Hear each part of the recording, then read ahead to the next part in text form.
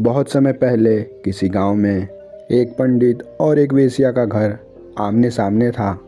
पंडित की दिनचर्या में केवल भगवान की पूजा पाठ, उनकी अर्चना, प्रार्थना, स्तुति थी। वह सारा दिन भगवान की पूजा पाठ करता, अर्चना, ध्यान, भजन करता। और वहीं वेश्या के घर पे नए नए लोग आते और वो वेश्या सारा दिन भोग विलास करती। समय बीतता गया, वे दोनों बूढ़े हो गए।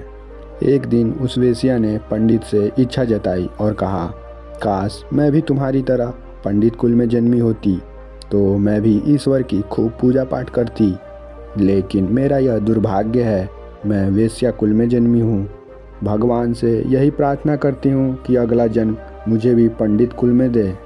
पंडित ने उसे चिढ़ाते हुए कहा, होनी को कौन टाल सकता है? तुमने सारा जीवन केवल पाप किया है। मैंने अपना सारा जीवन भगवान की पूजा पाठ में लगा दिया, उनकी स्तुति विनती की, उनकी हर तरह से पूजा पाठ किया। मेरा जीवन तो अब उन्नति को प्राप्त हो चुका है। किस्मत के लिखे को भला कौन मिटा सकता है? मेरे किस्मत में जो था वो मैंने किया, जो तुम्हारे किस्मत में था वो तुमने किया। अगले दिन दोनों की मृत्यु हो जाती है। वे दोनों यम की अदालत में लाइन में लगे हुए थे। उन दोनों का मिलन फिर से एक बार होता है। पंडित उस वेश्या को देखकर कहता है, अब तुम्हारे कर्मों का फल भोगने का समय आ गया है, तुम्हें तो निश्चित ही नरक ही मिलेगा। वेश्या ने कहा, हाँ तुम सही कहते हो, मैं अपने कर्मों का फल भोगने के लिए तैयार हूँ। भगवान मुझे नरक भेजेंगे, मैं खुशी खुशी नरक स्वीकार करूँगी। उसने मन ही मन प्रार्थना किया, हे भगवान अगले जन्म में मुझे अपने भक्त के रूप में जन्म देना। कुछ देर बाद उन दोनों की इंसाफ की बारी आ गई। यमराज ने उन दोनों से कहा, मैं तुम दोनों का इंसाफ बाद में करूँगा, पहले तुम उस पात्र में पानी भरकर उस द्वार से निकल जाओ। पंडित और वेश्या दोनों अपने लिए एक एक पात्र चुन लेते हैं, उसमें पानी भर लेते हैं। यमराज ने कहा, याद रहे द्वार में जाने के बाद तुम्हें कितनी भी प्यास लगे, तुम इस जल को मत पीना। वे दोनों उस द्वार में प्रवेश कर जाते हैं। द्वार में प्रवेश करने के बाद वे कुछ दूर आगे बढ़ते हैं। जैसे जैसे आगे बढ़ते जाते हैं उनका शरीर जलने लगता है। वह जलन के मारे तड़पने लगते हैं। उन्हें बहुत प्यास लगने लगती है। कुछ देर आगे जाने के बाद उन्हें एक ऐसा व्यक्ति मिलता है जो प्यास से बेहद तड़प रहा होता है।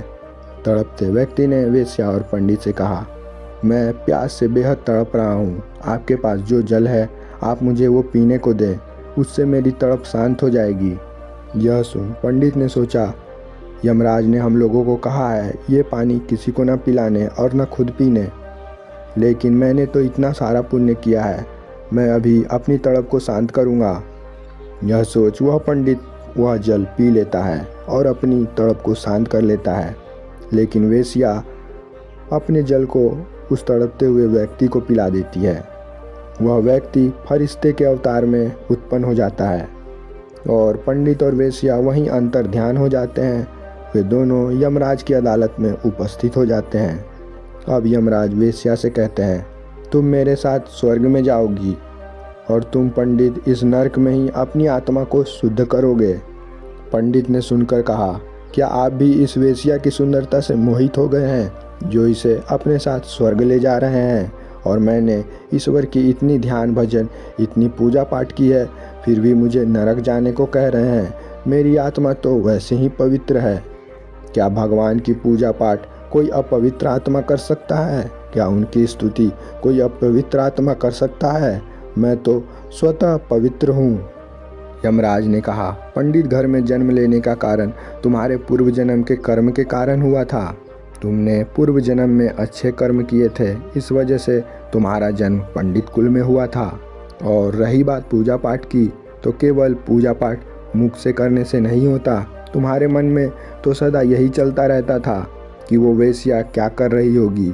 उस वेश्या के घर में न जाने कितने मर्द होंगे, वह वेश्या कितना भोग विलास करती है।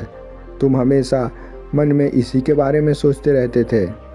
मुख में राम और अंतरात्मा में केवल वेश्या थी। तुम्हारे मुख से पूजा पाठ के शब्द निकलते थे। तुम केवल भगवान की स्तुति मुख से करते थे, लेकिन मन में केवल ये वेश्या थी। तुमने असल में तो इस वेश्या की ही पूरी जीवन पूजा की है और ये वेश्या सारा जीवन यही अफसोस करती थी कि ये भगवान का भजन नहीं कर सकती है, कि भगवान ने इसे वेश्या कुल में जन्म क्यों दिया, ये कितनी अभागन है। और अभी मैंने तुम्हें जिस द्वार में भेजा उस द्वार में तुमने अपनी अंतर की मैल को प्रकट करके दिखा दिया।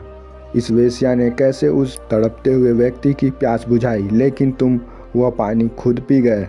अपने पंडितत्व के कारण तुमने वह पानी को खुद पी लिया, जबकि मैंने तुम्हें ऐसा करने से मना किया था। ये सब बातें सुन वह वेश्या यमराज के चरणों में गिर जाती है और यमराज से विनती करती है, आप इसे एक मौका और दें। इसने सारा जीवन आपकी ही पूजा की है, भले ही मुख से किया हो, लेकिन आखिर किया तो है। मैं तो अभागन मुख से भी आपकी पूजा न कर सकी। वेश्या के ये निर्मल भरे बातों सुन यमराज ने उसे फिर से उसी द्वार में भेजा और कह दिया, इस बार तुम्हें कितनी भी प्यास लगे, इस जल को तुम स्वयं मत पीना। जब तक कोई तुम्हें व्यक्ति इस जल के लिए आग्रह ना करे उसे मत पिलाना। वह उस द्वार में चला गया। वह आगे बढ़ता गया इस आस में कि उसे कोई न कोई व्यक्ति जरूर मिलेगा। ऐसा करते करते वह पूरे 5000 वर्षों तक आगे बढ़ता रहा, लेकिन कोई भी व्यक्ति उसके सामने न आया।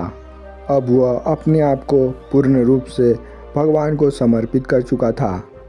वह सोचने लगा, अब कोई व्यक्ति नहीं आने को है, अब मेरी किस्मत में इस नरक को ही भोगना लिखा है। अब मैं आपको समर्पित करता हूँ। अब आप जब चाहो तभी कोई व्यक्ति आएगा। अब जब आपकी मर्जी होगी तभी मैं इस नरक से बाहर निकल पाऊँगा। ऐसा सोचने के बाद कुछ समय बाद एक व्यक्ति आता है जो प्यास से बेहद तड़प रहा होता है। वह पंडित अपने जल को उस तड़पते हुए व्यक्ति को पिला देता है। फिर वह पंडित भी अंतर ध्यान हो जाता है। यमराज की अदालत में प्रस्तुत होने के बाद यमराज ने कहा, तुम्हारी आत्मा भी अब पवित्र हो चुकी है, तुमने अपने कर्मों का फल भोग लिया, अब तुम भी मेरे साथ स्वर्ग चल सकते हो। यहाँ पर वेश्या और यमराज का केवल कुछ ही क्षण बीते थे, लेकिन वहीं उस पंडित का उस द्वार के पीछे काफ़ी हजार वर्ष बीत चुके थे। ये कहानी पूरी तरह से काल्पनिक है।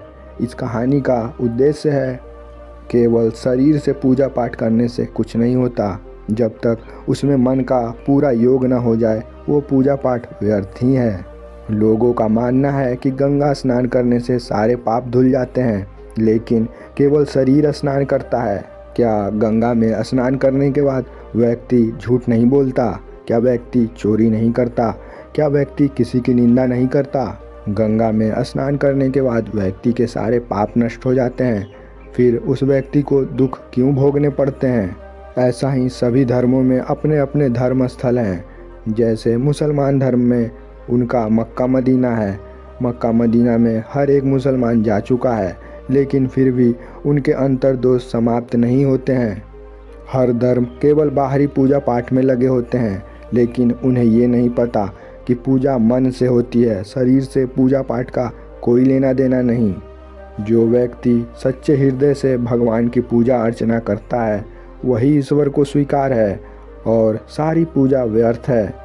बहुत सारे लोग इस ज़माने में ऐसे हैं जो पूजा पाठ करके अपने आप को बहुत बड़े पुण्यात्मा समझते हैं।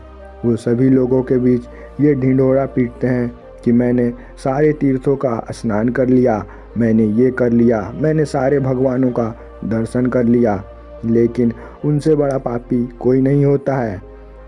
उनके हृदय में न तो सरलता होती है, न किसी के प्रति प्रेम होती है। वे उतनी ही ईर्ष्या सभी से करते हैं जितना कि साधारण व्यक्ति करता है। आशा है आप लोगों को ये कहानी समझ आई हो।